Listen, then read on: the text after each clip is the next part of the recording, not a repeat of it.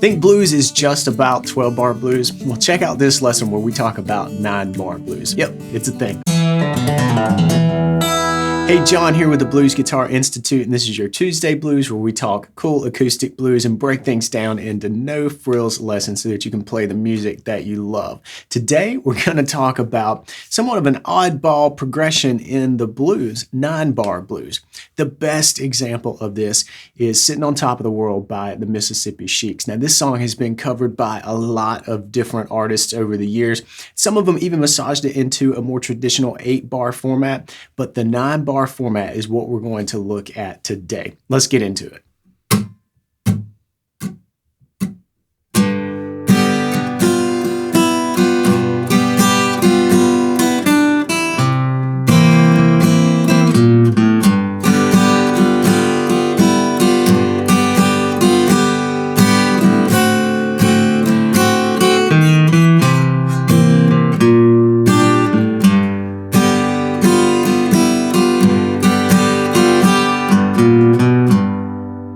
I'm in standard tuning, and I'm going to use a flat pick because we're going to do some strumming here, and I'm in the key of G. So our chords are going to be either G, which I play this way, or G7 at times. And you'll see we'll work with a little bit of melody on that top string. Then also we use a C7. We've got a little embellishment notes around that we'll get into as well. And then D7. Then there's one more really cool chord, and it's a G over a B flat. So we've got a B flat in the bass. That's the minor third of a G. So it sounds really, really cool, and it sounds great in context. You'll hear it when it comes up in the progression. All right, so let's get into it. Let's strum through the 9 bars. 1, 2, 3, 4, G, 2, 3, 4, G, 2, 3, 4, C7, 2, 3, 4, G, 2, 3, 4, G again, 2, 3, 4, D7, 2, 3, 4, C7, and then the B flat, and then G, 2, 3, 4, G, 2, 3, 4. And there you would start over again. And so there's 4 bars of G just kind of linked up right there at the final 2 bars of the progression, plus the first 2 bars at the start of the progression. So there's 4 bars right there, and it can be a little bit easy to get lost. And that's where a melody really comes in handy. So it's a wonderful little device, and that extra bar really gives it enough space to let the vocal line do what it's supposed to do. So now what we need to do is spice this up a little bit. We've got the chords. We know how the progression is going to roll by through these 9 bars. And now what we're going to do is add some bluesy tones and make things a little more interesting. All right, so we're doing some cool, easygoing strumming here, and we're really working around those chords, that chord structure that we just covered, covering the 9 bars, but we are adding some melodic content here as we strum just by doing some really simple chord moves. So we start out on this G, and if you don't fret your G like this, you may want to give it a shot. It makes this first move a whole lot easier. Because we're going to move from the G on the first string down to the F, giving this the dominant 7 chord quality. And then we'll even open up to the high E and work that into the melody before coming back to our F for the G7 sound. So it's a really cool way to kind of make use of the notes that are right under your fingers. That is, of course, if you're fretting it like this. If you fret it like this, things are going to get a little tricky. So that's one reason why I really recommend getting comfortable with fretting your G like this. All right? But here's the strumming. We'll just take a look at the first 2 bars with this G. But the melody is really going to center around the G, the F, the open E.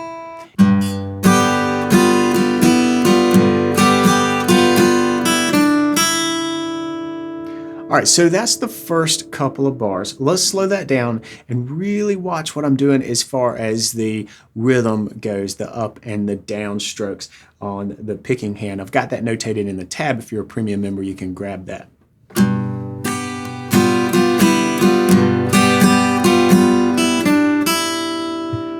kind of get out of the strumming vibe at the end of the second measure, and we just pick this tiny little micro lick.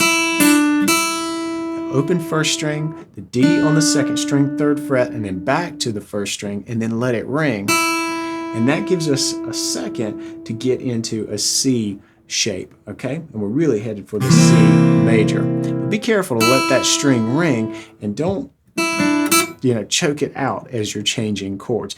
That E ringing over the bar kind of helps to tie the two measures together melodically. So we're doing this in G.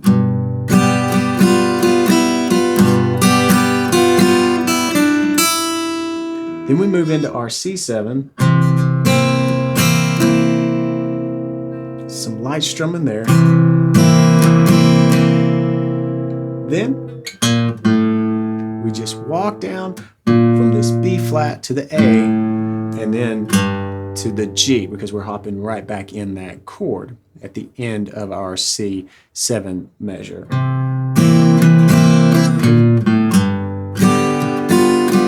Repeat this from R1. And then here, we kind of put some of that classic delta sound. You hear this in open G a lot, but that little move.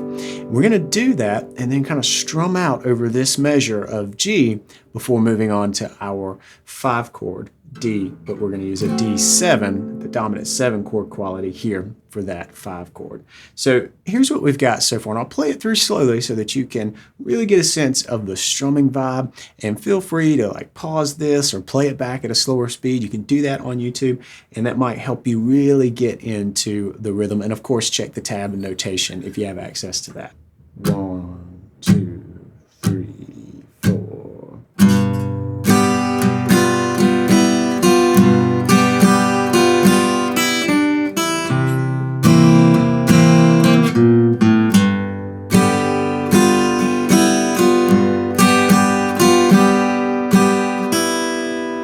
Quick break because I want to hear from you. Let me know in the comments down below what your favorite version of this tune, Sitting on Top of the World, is. So that's the first 5 bars. We're doing our melodic stuff on the high E string.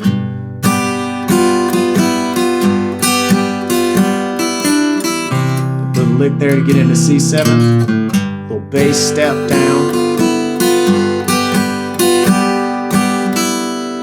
Then we strum out of that 5th measure and let that high E ring as we hop into our 5 chord, D7. So that's happening at the top of bar 6, okay? And what we're gonna do, this is a big moment. It's the 5 chord. It always has a real strong presence in a progression, and we're just gonna strum here. And the only thing we're gonna do in this measure other than strum is we're going to walk into our C7, which is coming next, okay? And that walk happens from the 1st fret on the 4th string to the 2nd fret. All right, so that's walking from the minor 3rd to the major 3rd of the C7, the coming chord, the one that is coming up next. And that is a very common walk up. And if you play it like this, index finger, middle finger, and then your ring finger is really just kind of set up to fall into place. It's a great walk into a C7 chord. All right. So once we're doing that, we're in the split measure, okay? Meaning that we're going to play this C7 for half a bar, but then we're going to do that cool G with the B flat in the bass. So we're going to play the 1st fret of the 5th string. That's the B flat. And then we're going to strum over the top 3 strings. Okay, that's the G tonality, but we got this B flat in the bass. Definitely a really cool chord, and it helps to move this progression along. Let's hear that particular measure. I'll start with the D7 measure just to get us strumming and in the vibe, in the flow, and then we'll walk into our C7, and then we'll go down into this B flat in the bass of our G chord, okay? So G over B flat. All right, let's do that right now.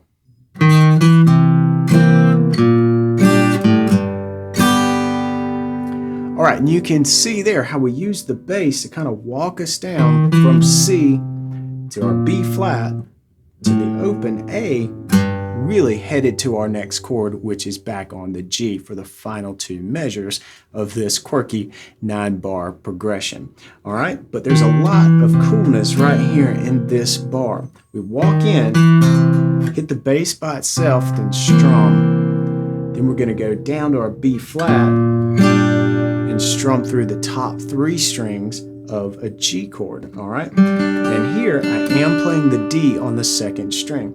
And you'll see me, I'll probably bar most likely with my little finger, but play it with these 2 fingers if you need to, whatever gets the job done here. But we are playing it with the open G, the D on the 2nd string, 3rd fret, and then the high G. All right, but we're putting that B flat in the bass, and it works really cool to add some tension as we head into our G. So what we do is bass, strum, bass, strum, bass, and the bass there is the open 5th string on our way to the G chord.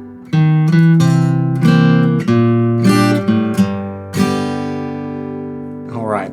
For the final 2 measures, we're going to strum out, but we've got to make sure that we end this so that you know the difference between the final G bar of the progression and where we start over. So there's a couple of little things that we're going to do in order to do that. So let's listen to that little falling bass part going into the G chord. We're going to play the familiar melody from G to G7 like we did back in the first couple measures, and then we're going to end this by putting a little bit of a bass tag on it. I think you'll see it as we listen here. So here we go. 1, 2, 3, 4.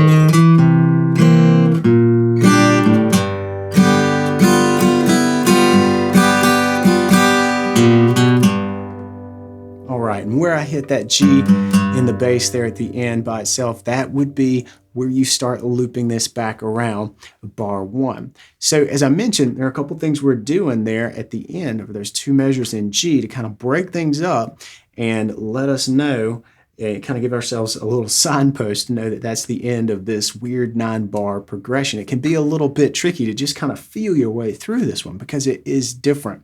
So I think that's a great little tactic to make sure that you know the melody's ending. We're doing this little walk up thing. Again, minor 3rd, major 3rd to the root.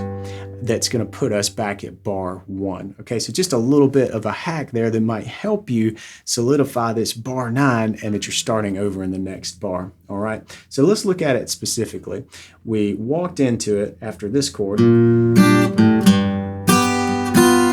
That was the same as where we've been before, and then we did this move. And then our B flat to B, and that really is the end of it, and then we start over.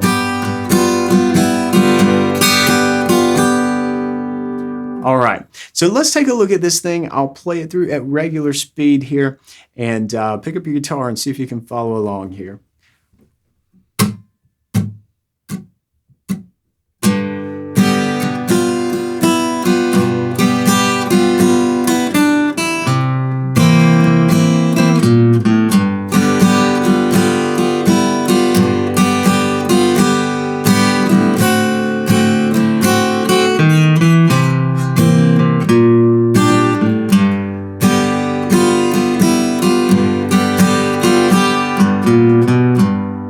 All right, thanks for watching. I hope that you enjoyed that, and I really hope that you learned something and maybe it stretched your idea about what a blues progression really can be. If you did, be sure to support this channel, hit the subscribe button, give me a thumbs up, and leave your comment down below because I do want to hear from you about your favorite version of Sitting on Top of the World. If you'd like to get going with acoustic blues, then check out the Acoustic Blues Jumpstart's 3 free lessons I've got for you.